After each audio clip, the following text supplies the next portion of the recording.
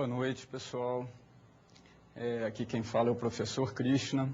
Eu sei que vocês esperavam encontrar aqui o professor Eugênio nessa última aula do nosso curso, mas ele mandou um abraço a todos vocês e, por motivos pessoais, ele não vai poder comparecer a essa aula e me delegou a missão aqui de estar finalizando o nosso curso de Banco de Dados 2 e eu espero cumprir aí essa aula com a mesma qualidade com que ele veio trazendo aí ao longo do curso, né?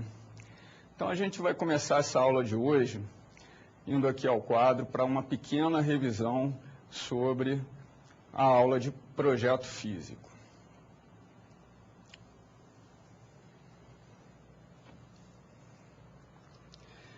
Bom, na aula passada, vocês tiveram alguns conceitos bastante importantes de projeto físico, né, que são fundamentais para a formação de um banco de dados, né? Esses conceitos foram regras de normalização, né? A gente viu que as regras de normalização, elas são determinantes no desempenho de um banco de dados. Por quê? Porque o banco de dados trabalha de forma relacional, né? Toda a matemática relacional, ela só funciona bem se os conjuntos, que são as tabelas, né? são os conjuntos, eles estiverem normalizados. A gente viu o conceito de regras de negócio. Regras de negócio, vocês podem expressar elas através de disparadores ou de procedimentos armazenados, né? Então, nós temos aqui as regras de negócio e temos aqui os disparadores, que aqui está em inglês, trigger, né? E temos também os procedimentos armazenados, ou também normalmente chamado em inglês storage procedures. Normalmente a gente coloca bastante regras dentro destes triggers e storage procedures para evitar ter que subir essa regra para a camada de aplicativos. E assim a gente realmente consegue garantir a consistência do banco de dados, independente de qualquer programa aplicativo que esteja sendo feito sobre esse banco de dados. E também no nível de projeto físico, a gente viu que as políticas de segurança, né?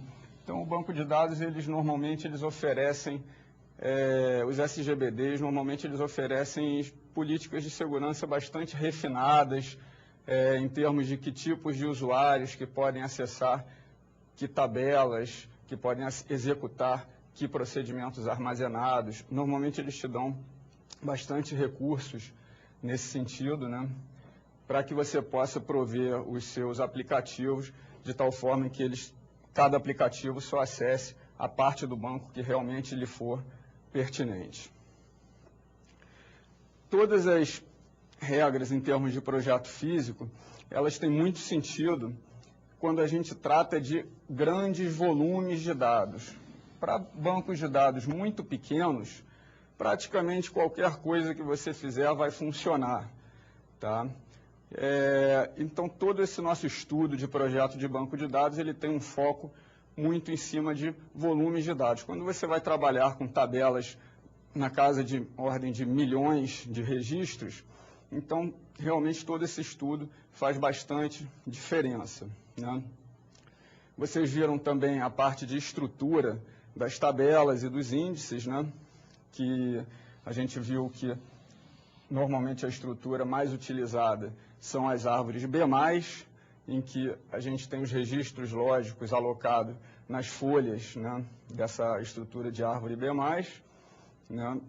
E essas folhas, elas estão alocadas em páginas físicas, né, do sistema operacional e também foi visto o conceito de índice e de chave primária. E agora a gente vai começar com a aula de hoje, em que nós temos, eu vou voltar aqui para falar diretamente a vocês, e nós temos aqui nessa aula de hoje o objetivo de solidificar o conhecimento que foi adquirido ao longo do curso.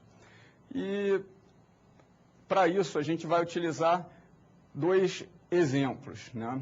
Na apostila de vocês, qual vai ser a metodologia que a gente vai usar?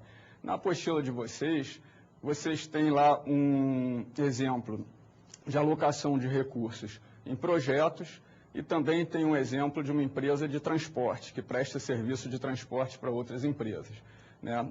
O exemplo de alocação de recursos em projetos está feito utilizando a metodologia do IDEF 1X. E o outro, o da empresa de transportes, na apostila, ele está feito utilizando o MER, né? Nessa aula de hoje, eu procurei colocar os dois exemplos segundo as duas metodologias, ou seja, nós vamos fazer dois projetos de bancos de dados, tá? Primeiramente, a gente vai fazer o mais simples, que é o de alocação de projetos alocação de recursos em projetos. Primeiro, segundo o IDEF 1X e a seguir, segundo o MER. E em seguida, nós vamos fazer o exemplo da alocação da empresa de transportes. Primeiro, segundo o IDEF 1X e em seguida, segundo o MER. E nesse meio tempo, o professor Luca vai estar passando para vocês também algumas informações administrativas. Então, vamos voltar aqui ao quadro.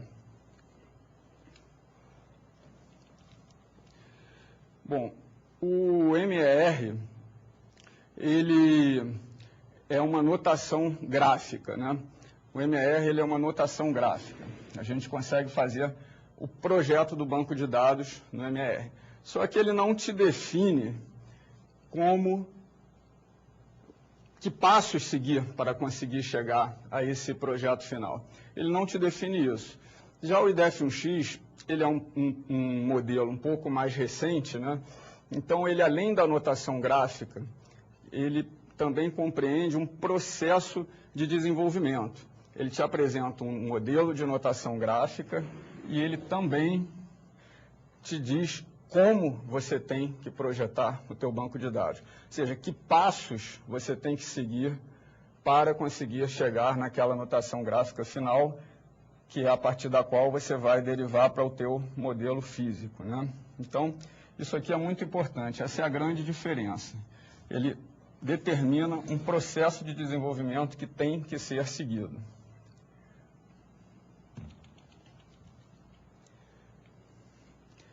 Bom, na fase 0, a gente tem aqui um modelo descritivo, né? No início, a gente tem um modelo descritivo. Nesse primeiro exemplo, a gente tem o exemplo de empregados que são alocados em projetos, tá? Então, aqui está a descrição do nosso problema. Empregados são alocados em projetos de diferentes tipos. Projetos possuem diversas atividades e atividades possuem tempo inicial e um tempo de duração, né? Por aqui a gente já poderia, estou até sublinhando aqui, a gente já pode até adiantar e determinar fortes candidatos a serem entidades, né?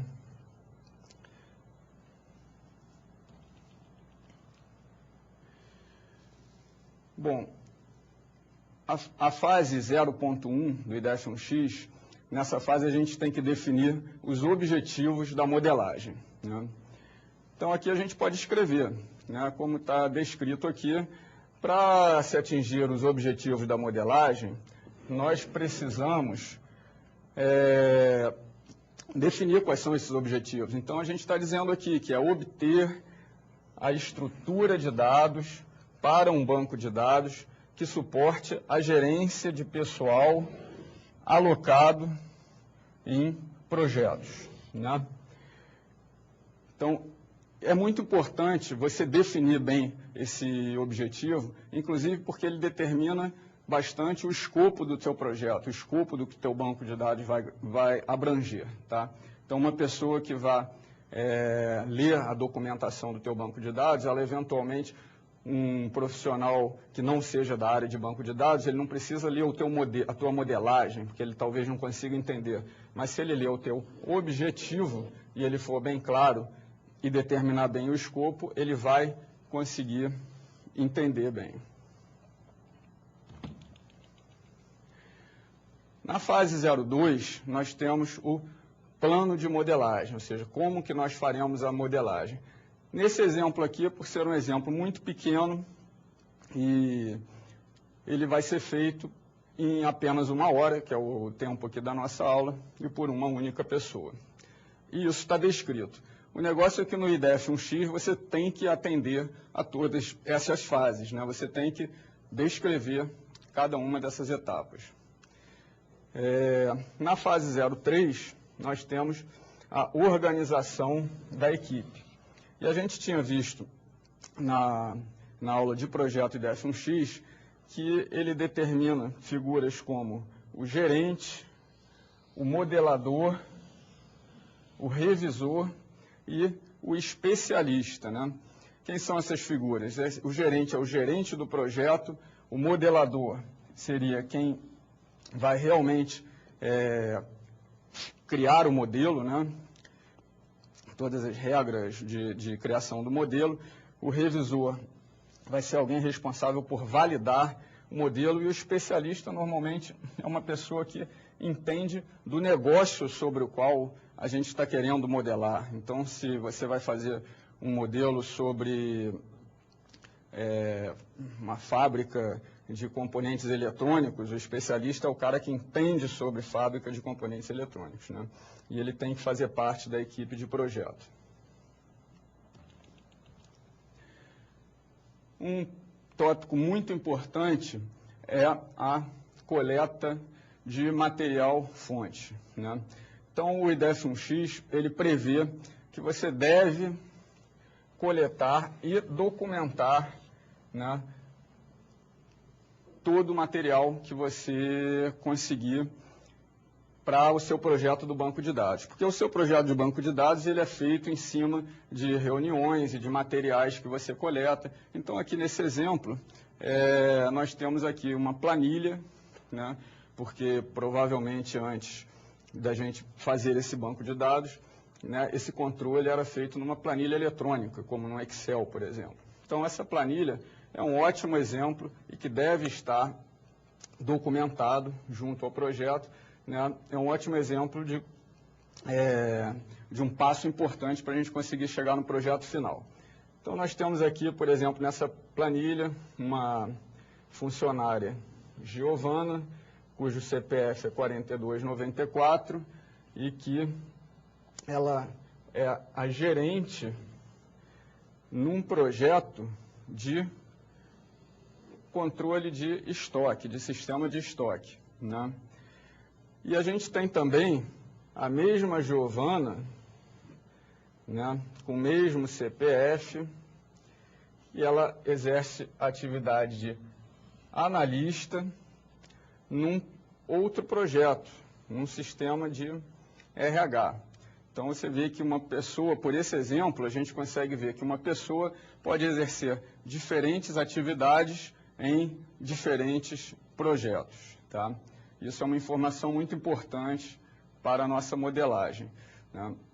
A gente vê aqui também que a data inicial, ela é da Giovana no sistema de RH, e o tempo alocado dela, aqui de 20 dias, por exemplo, é da Giovana na atividade de analista aqui no sistema de RH, né? Aqui também o tempo alocado dela é da Giovana na atividade de gerente no sistema de estoque, tá? Então, esse é um exemplo de um documento relevante ao projeto.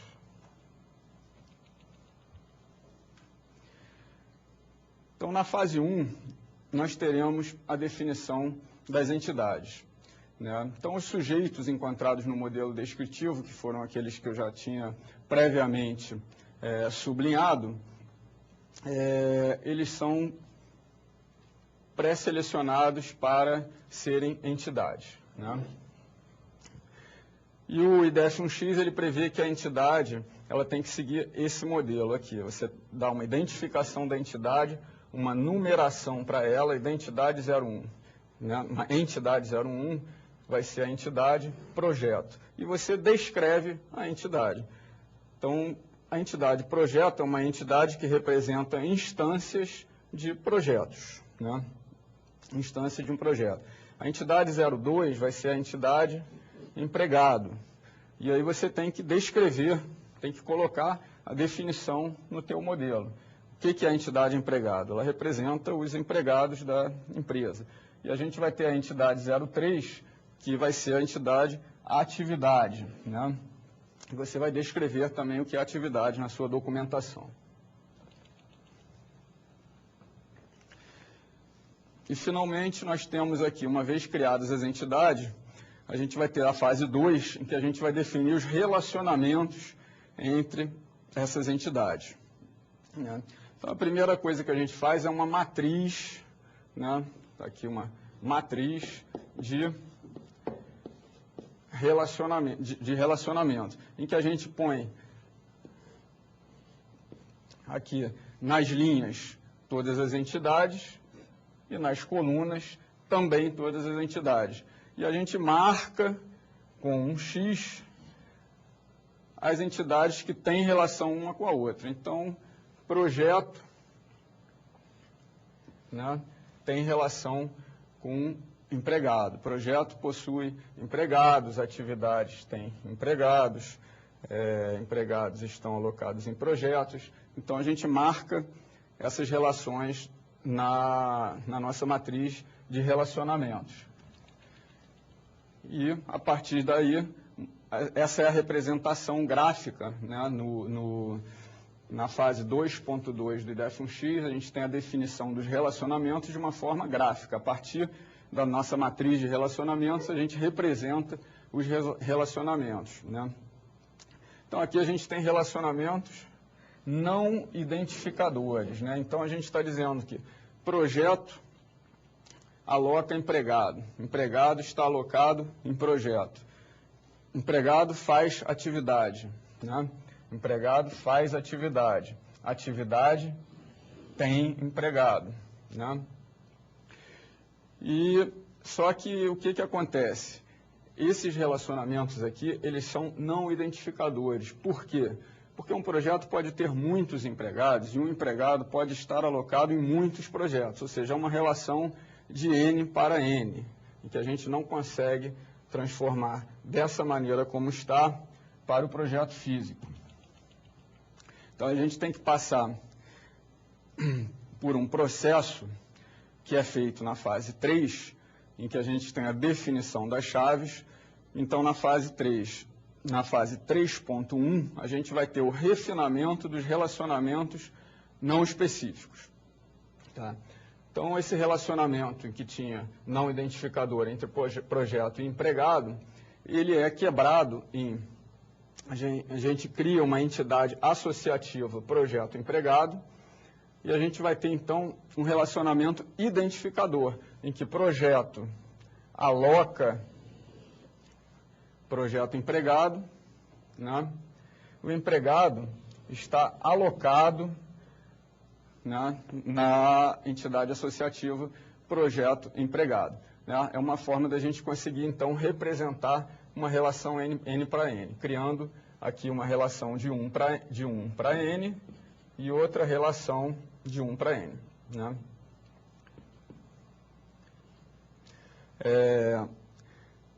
Por outro lado, a gente pode cascatear esse processo de refinamento.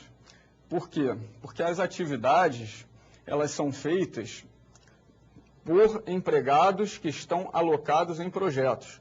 Então, assim, esse processo de refinamento dos relacionamentos não específicos, a gente vai cascatear, criando uma terceira entidade, uma segunda entidade associativa, que vai ser projeto, empregado, atividade. Então, a gente tem que a atividade é feita por quem? Por um empregado que está alocado numa atividade pertencente a um projeto, tá? Então, a gente tem aqui, né, uma entidade associativa e a sua relação. E a entidade projeto-empregado faz um projeto-empregado-atividade. Então, a gente conseguiu, finalmente, refinar isso a um nível que dá para a gente, finalmente, fazer. Esse aqui já é o nosso modelo já lógico, né, e é portável para o modelo físico, né?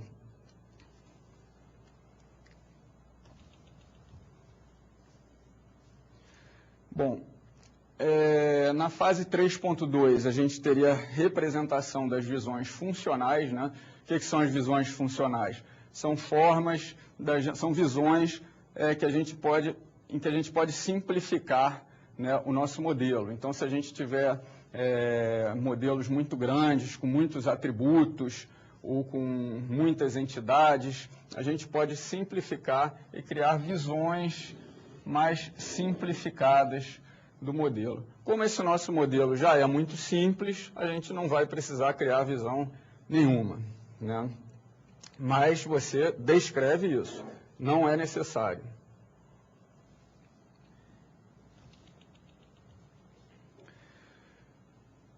Na fase 3.3, nós temos a identificação dos atributos chaves, né? Então, nós teremos aqui, para a entidade projeto, né, a gente identifica que o número do projeto vai ser o atributo chave. Para a entidade empregado, nós teremos que o CPF vai ser o atributo chave dele primário. Para a entidade atividade, nós teremos um código de atividade como atributo chave, né? E eu vou aqui falar diretamente com vocês, né, sobre as entidades associativas. Então, nas entidades associativas, o que vai acontecer? A gente tem as chaves migradas, né? Então, nas entidades associativas, a gente tem as chaves migradas, que elas foram criadas para poder para poder fazer um relacionamento específico, por exemplo, entre projeto e empregado. Então, a gente tinha um relacionamento não específico entre projeto e empregado, e a gente teve que criar uma entidade associativa projeto-empregado. Ela vai ter o quê? Ela vai ter a chave com o número do projeto, a chave dela vai ser composta, né? Ela vai ser composta por o quê? Pela chave primária da entidade projeto, que é o número do projeto, mais a chave primária da entidade empregado, que é o CPF, né? Então, vai ser composta. Então, isso ocorre com as duas entidades associativas. Vamos voltar aqui ao quadro.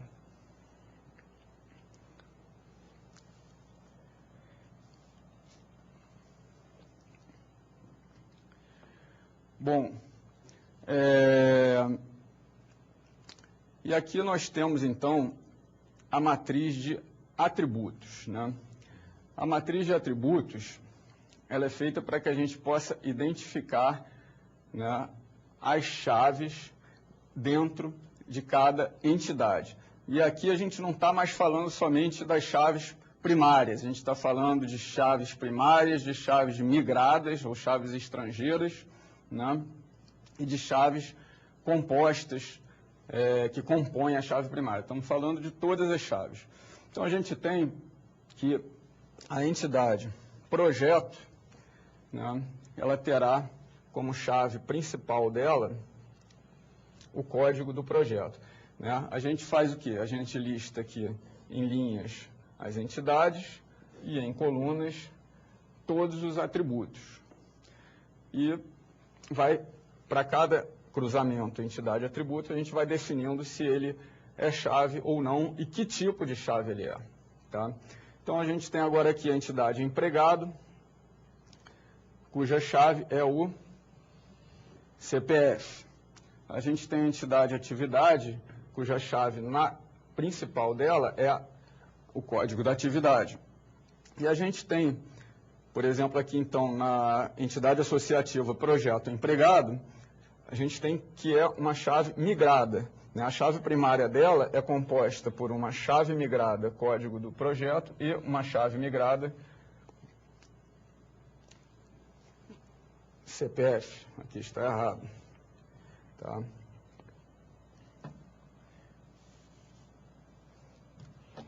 E uma chave migrada, CPF, projeto empregado. Esse aqui vocês podem desconsiderar, tá? Foi uma falha.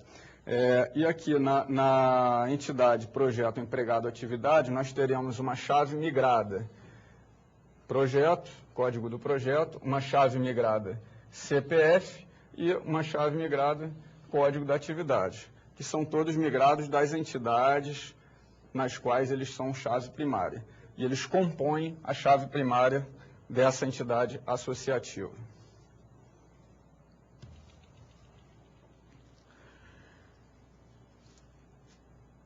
Bom, e aqui nós temos a visão funcional associada àquela matriz que a gente criou no slide anterior, né?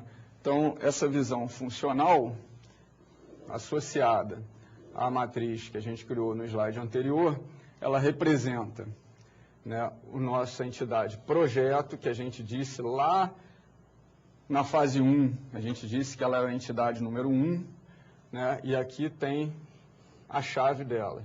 Aqui temos a entidade empregado, que a gente disse lá que ela era a entidade número 2, e temos aqui a chave dela, CPF.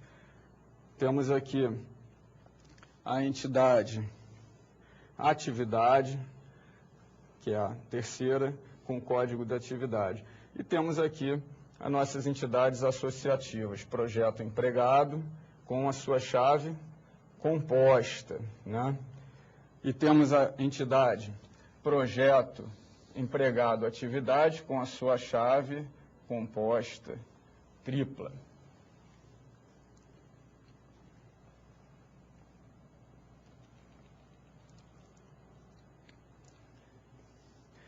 Bom, aqui nessa fase 4, a gente tem que definir os atributos, ou seja, a gente tem que listar todos os atributos e sair colocando eles dentro das entidades corretas, né? Então, na verdade, a gente tem poucos atributos nesse projeto, né? Nesse exemplo, mas a gente poderia colocar aqui na entidade projeto, a gente tem que ter o quê? Tem que ter o nome do projeto, né? Na entidade empregado, a gente também tem que ter o nome do empregado. Na entidade atividade, nós também teríamos que ter o nome da atividade, né? Então, são atributos que seriam pertinentes a cada uma dessas entidades, né? E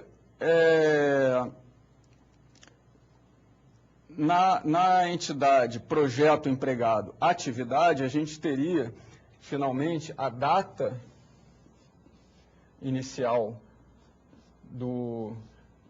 de alocação do funcionário naquela atividade, naquele projeto, e o tempo de alocação, né?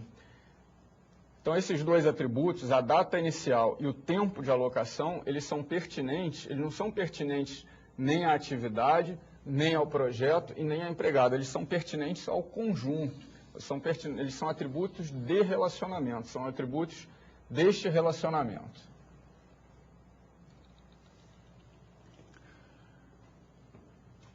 Bom, então a gente vou voltar aqui para falar com vocês, com o exemplo ali da figura anterior, a gente finalizou o modelo de gerência de recursos, né, alocados em projetos, segundo o método IDEF-1X, né? E agora a gente vai ver esse mesmo exemplo segundo o modelo MER, tá? Vamos voltar aqui ao quadro.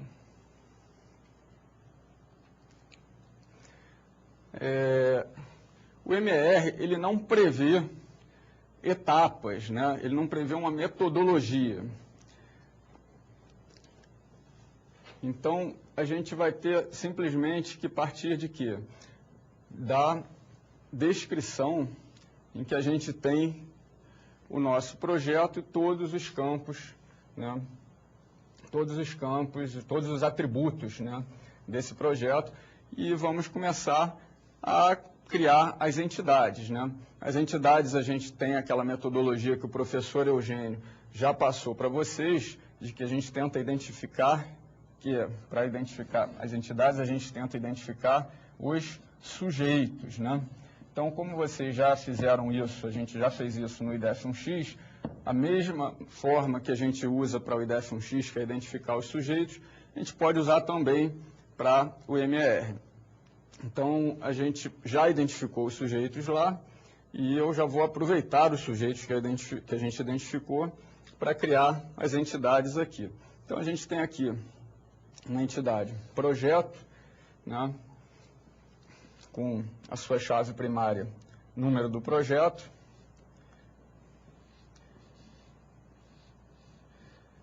Temos o atributo nome do projeto.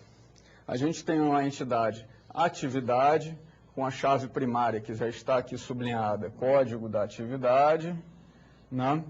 E um atributo nome da atividade. E nós temos uma entidade empregado, com a sua chave primária CPF, que já está sublinhada, e o nome do empregado. Então, essas são entidades que a gente, de cara, a partir do modelo descritivo, a gente consegue inferir que elas existem, né?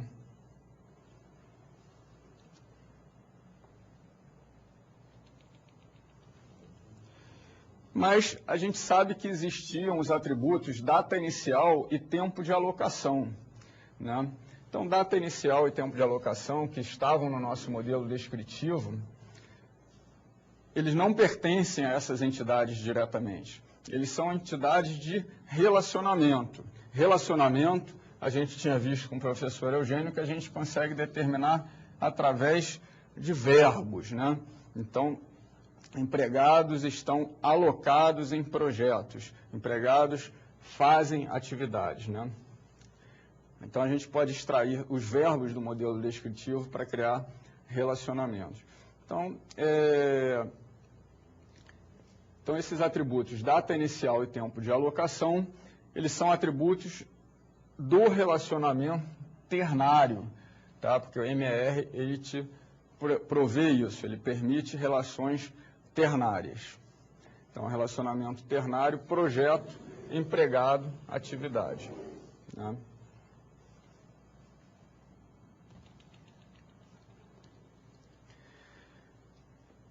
Então, portanto, já que a gente viu que a gente tem relacionamentos, temos um relacionamento ternário, em que a gente tem atributos para eles e a gente tem também relações N para N entre projeto e empregado, a gente é obrigado a criar, né, segundo o MER, entidades de relacionamento, que são projeto empregado e projeto empregado atividade.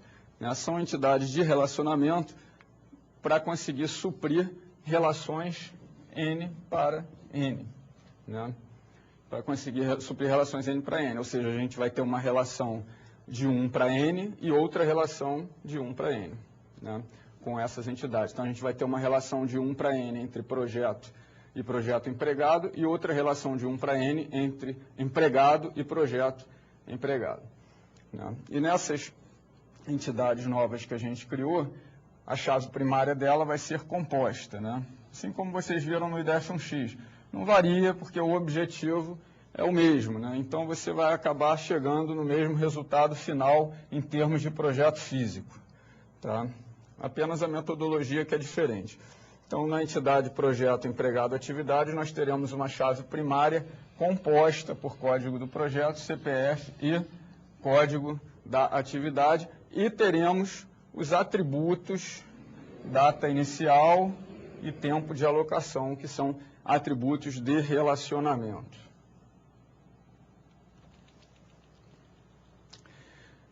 Bom, agora eu vou passar para vocês aqui a palavra do professor Luca e as considerações dele.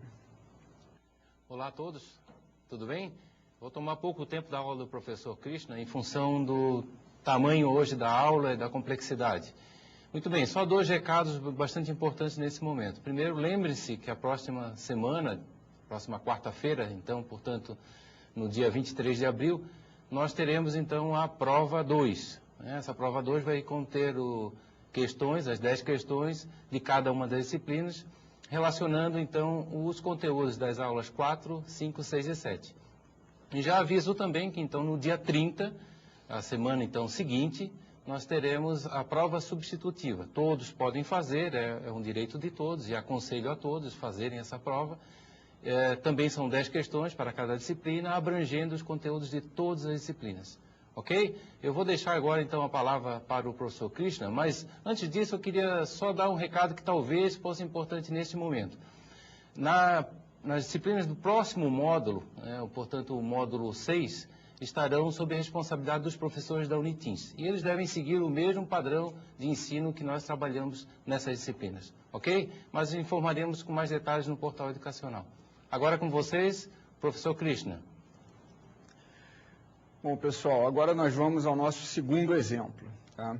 Nesse segundo exemplo, nós temos uma empresa de transportes, a empresa de transportes Top, e ela provê o serviço de transportar funcionários de outras empresas de casa para o trabalho e de volta do trabalho para casa. Então, nós vamos passar aqui pelo processo do modelo descritivo, né, e assinalar todos os tópicos que são importantes nesse modelo descritivo, e a seguir vamos seguir com a metodologia do IDEF-1X, e em seguida vamos ver o MR, um pouco mais rápido, porque o MR vocês têm ele na apostila, né? O MR é o exemplo que vocês têm na apostila, e eu procurei colocar esse exemplo no IDEF-1X sobre em algumas fases dele, tá? Eu não coloquei em todas as fases, porque esse exemplo, como ele já é maior, ficava difícil de colocar isso no PowerPoint por restrições assim de tamanho de letras, de tamanho do PowerPoint. Então eu coloquei apenas algumas fases desse exemplo no IDEF-1X. Então vamos seguir aqui de volta para o quadro. Nós temos aqui então, no nível descritivo, que a empresa de transporte operacional de passageiros Top, ela atende a várias empresas, levando seus empregados de casa para a empresa e vice-versa, da empresa para casa. Tá? Então, isso aqui a gente está descrevendo, né, o objeto do nosso modelo. Né? No processo de levantamento de requisitos, você, que é o analista, identificou a necessidade de armazenar informações sobre os ônibus, como marca, modelo, placa, ano, data da última manutenção preventiva, etc. Então, vocês estão vendo aqui uma série de informações, né, que são necessárias de serem armazenadas. Né? E eu já deixei previamente assinalado aqui em vermelho, né, candidatos a entidades que a gente teria que sublinhar. Né? Então, esses que estão em vermelho aqui nesse texto são os que eu já identifiquei aqui que serão entidades. Então, assim, a gente tem a necessidade de armazenar informações sobre os ônibus. Né? Que informações são essas? Então, aqui a gente vai ter em seguida uma série de prováveis atributos dessa entidade ônibus. Né? Quilômetros rodados, etc. Até a última manutenção preventiva.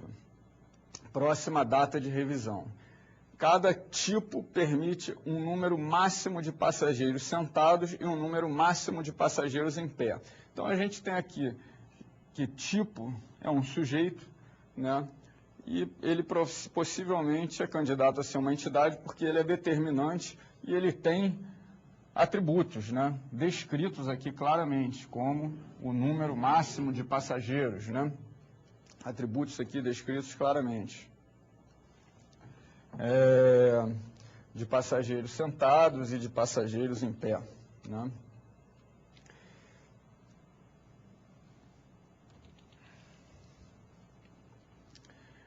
Para cada contrato de prestação de serviços, pode haver várias linhas de ônibus. Então, a gente consegue determinar que o contrato é mais um candidato a ser entidade, que são realizadas durante o período de validade do contrato. Estas linhas de ônibus, elas possuem, olha aqui, a gente está que candidata à entidade, né? Nós temos que as linhas possuem código, elas possuem nome, elas possuem quilômetros percorridos, né? Forte candidato à entidade, né? Por viagem, horários, números de passageiros e os pontos de paradas com seus respectivos, ou seja, esses seus respectivos são atributos de quem? Dos pontos de parada, ou seja, o ponto de parada também, né? A parada também é uma entidade, né? E ela terá endereços e uma referência que deve realizar conforme estabelecido no contrato, que a gente já assinalou previamente. Por questões de qualidade no atendimento, criando familiaridade com os passageiros e domínio dos pontos de parada da linha, o mesmo motorista e o mesmo ônibus são usados nas mesmas linhas. Cada linha tem um motorista e ônibus considerados titulares. Aqui a gente não precisa extrair nenhuma informação muito relevante desse texto, mas ele faz parte do nosso modelo descritivo, né? A empresa TOP tem vários motoristas, sobre os quais deve ser armazenado aqui uma série de informações que a gente precisa armazenar sobre os motoristas, né? O número, o tipo da carteira de motorista, número de pontos na carteira, nome, endereço, enfim, né? E no banco de dados também deve ficar registrada a informação operacional diária correspondente ao registro de saídas. Então a gente teve ali o nosso modelo descritivo, né? Na fase 0.1, nós teríamos aqui que colocar os objetivos da modelagem. Eu simplesmente aqui, eu assinalei as fases, pessoal. Uma série de coisas eu vou deixar para vocês como exercício, né?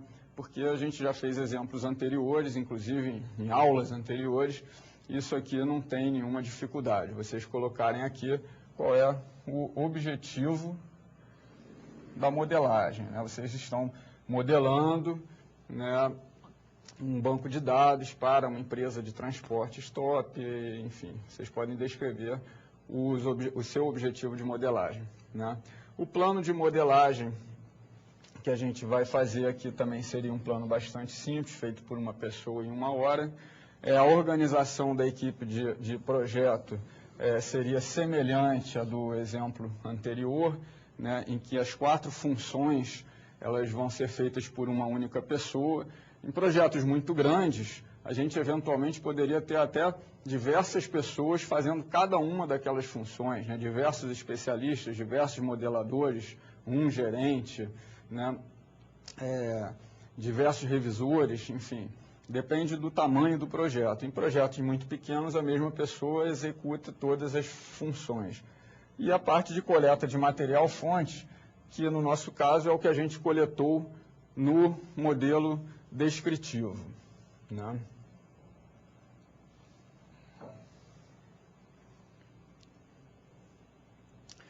Bom, então nós teremos aqui as entidades 01, que vai ser a entidade contrato, né, conforme assinalado lá, e cuja definição é representar as instâncias de contrato com empresas clientes, né?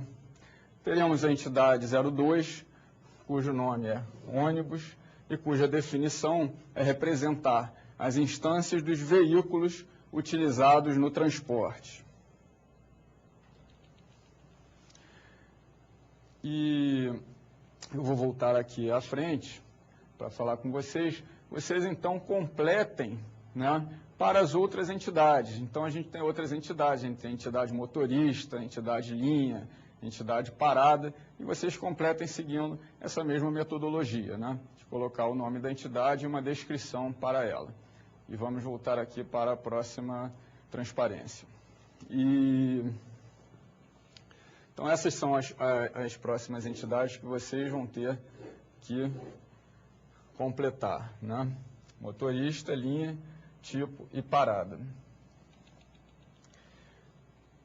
E na fase 2, a gente tem a definição dos relacionamentos, né? Em que a gente vai ter as entidades colocadas na vertical e na horizontal, e estamos marcando, né, as relações entre elas. Então, a gente tem relação entre contrato e linha, né, porque um contrato percorre uma determinada linha, um ônibus percorre uma determinada linha, um tipo de veículo determina qual é o ônibus, um motorista também dirige percorrendo uma determinada linha, uma linha possui pontos de parada, tudo isso a gente tirou do modelo descritivo e colocou na nossa matriz, né, de relacionamentos, né? E eu deixo para vocês o exercício de montar o diagrama IDF1X de nível de entidade a partir dessa matriz, porque agora ficou bem mais simples, né? Vocês já sabem quais são os relacionamentos que existem, já sabem quais são as entidades que existem. Nesse caso, a gente só tem relacionamentos específicos, então é tranquilo de montar o diagrama. Na fase 3.1, a gente tem o refinamento dos relacionamentos não específicos, que nesse caso a gente não vai precisar.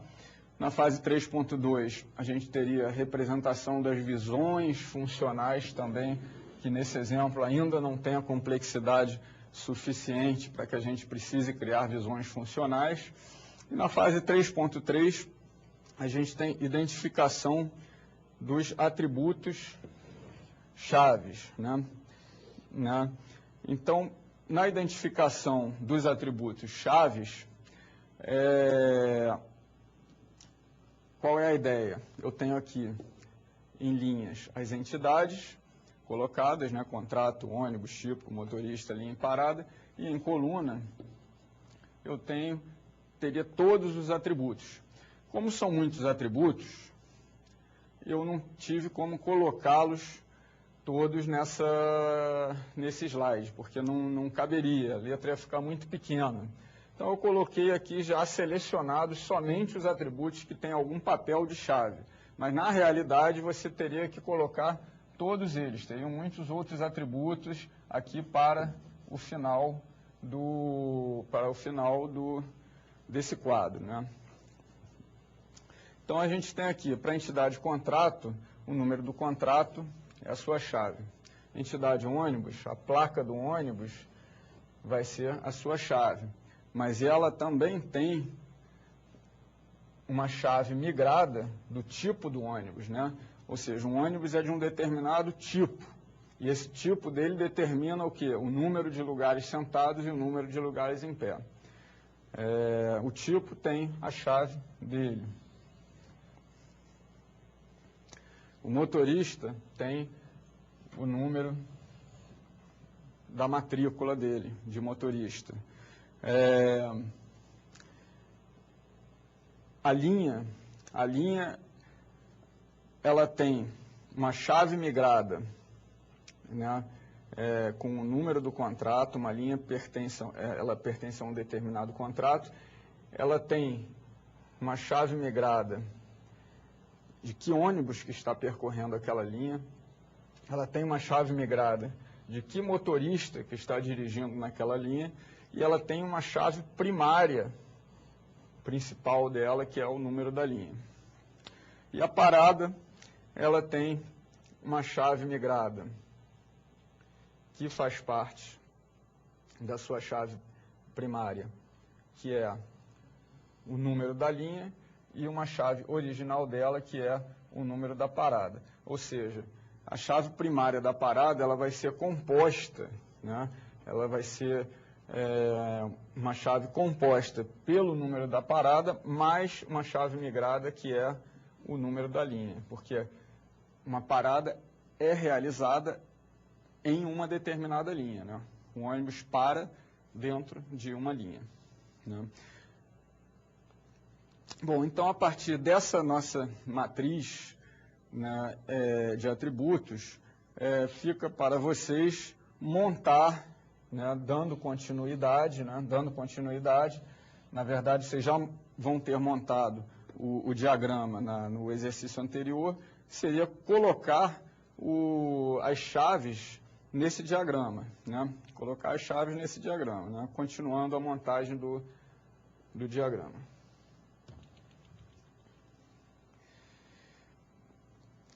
Aqui eu tenho todos os outros atributos, todos aqueles atributos que eu já listei ali, que são chaves, e muitos outros, tá? Então eu tenho aqui, por exemplo, o nome da empresa, o endereço da empresa, data de início e data de fim do contrato, o nome da linha, a distância, número de paradas, de pontos de paradas, endereço da parada, enfim, a placa do ônibus, o ano, data da última revisão, data da próxima revisão. Eu tenho uma série de atributos aqui que eu extraí do modelo descritivo, tá? Então, a gente tem uma série de atributos ali que a gente extraiu do modelo descritivo.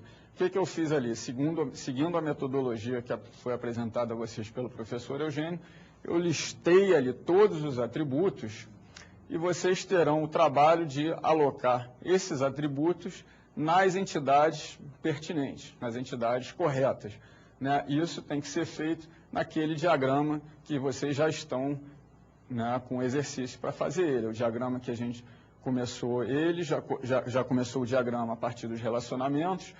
Vocês agora já devem ter colocado as chaves nesse diagrama e, em seguida, vocês vão simplesmente completar esse diagrama com os atributos pertinentes a cada entidade. E eu vou voltar aqui ao quadro.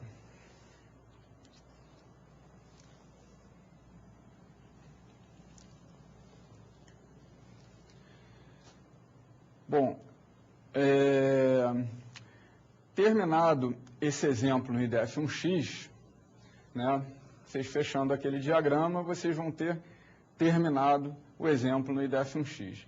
A gente vai ver ele como ele foi feito no MER, né?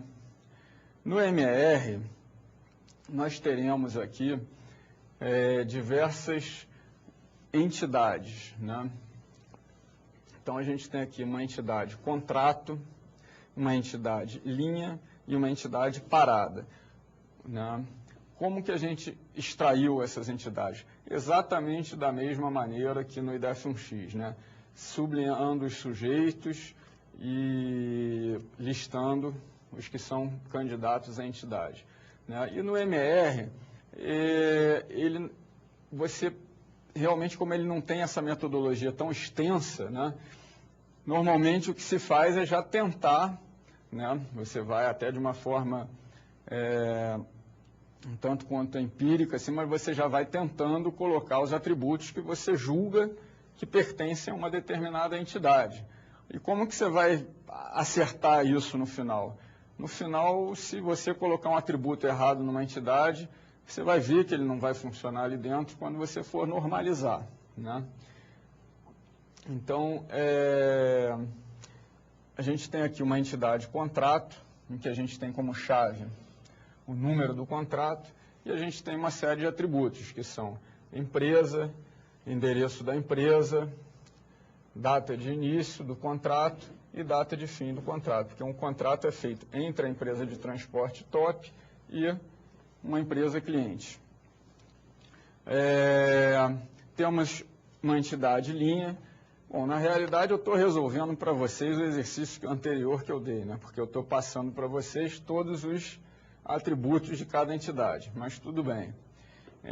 Temos uma entidade linha em que eu tenho o número da linha como chave e todos os atributos, né, dessa linha, né?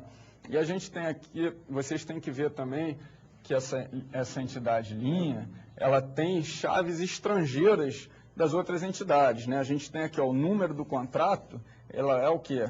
É uma chave estrangeira, é uma foreign key, uma FK vinda da tabela contrato. A placa do ônibus é uma chave estrangeira vinda da tabela ônibus. O número da matrícula do motorista é uma chave estrangeira vinda da tabela de motorista, né?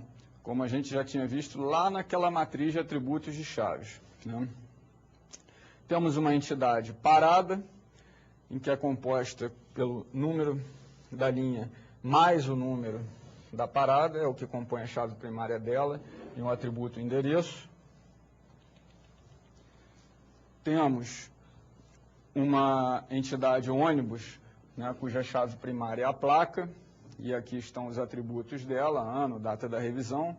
Temos uma entidade, importante, temos aqui uma FK, qual é o tipo do ônibus, né, que é uma foreign key, uma chave estrangeira da entidade tipo, que determina qual é a marca, modelo, lugares em pé e lugares sentados, né. Se a gente tivesse que esses dados, né, esses atributos, marca, modelo, lugares em pé, lugares sentados, se a gente tivesse isso aqui, né, dentro da entidade ônibus, a gente estaria na segunda forma normal, mas não na terceira, né, porque a gente teria uma dependência transitiva, em que esses atributos estariam dependendo transitivamente da chave primária, estariam dependendo através do código do tipo, tá? Então, a gente colocou aqui já na terceira forma normal. Temos também aqui uma entidade motorista com o número da matrícula do motorista. E, finalmente, temos aqui o nosso modelo, né, desenhado, em que motorista é responsável por linha, um contrato percorre linha, ônibus percorre linha, parada é feita numa linha e o ônibus, um tipo, determina quem é um ônibus, né? Está aqui o nosso modelo. O IDF1X não pode variar muito disso, né? O modelo de vocês no IDF1X, ele não pode variar daquilo ali. Então, na realidade, vocês vão ver que no IDF1X vocês têm uma representação um pouco diferente, uma notação um pouco diferente na representação, mas, enfim, ele é apenas um passo para você chegar ao seu projeto físico. Então, assim, no final das contas, o resultado tem que ser o mesmo, né? O resultado tem que ser o mesmo. Então, a tua representação gráfica, num tem bolinha, no outro tem tracinho, mas vai ser muito parecido, né? E, então, eu gostaria de colocar aqui algumas considerações finais, assim, para vocês, em que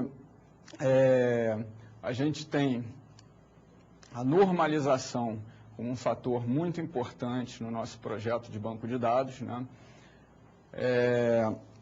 A normalização é um fator muito importante, a metodologia que vocês usam também é muito importante, né? Tanto o MR como o IDF1X, vocês vão chegar e vão escolher qual que vocês querem usar, mas ambos vão ser capazes de levar vocês a ótimos resultados, mas vocês realmente têm que seguir uma metodologia, né? É muito importante. E a parte de projeto físico também é fundamental, tá? A parte de projeto físico é fundamental. Eu agradeço aí a vocês a participação nesse curso e me despeço de vocês desejando aí que continuem os estudos e evoluam muito. Um abraço.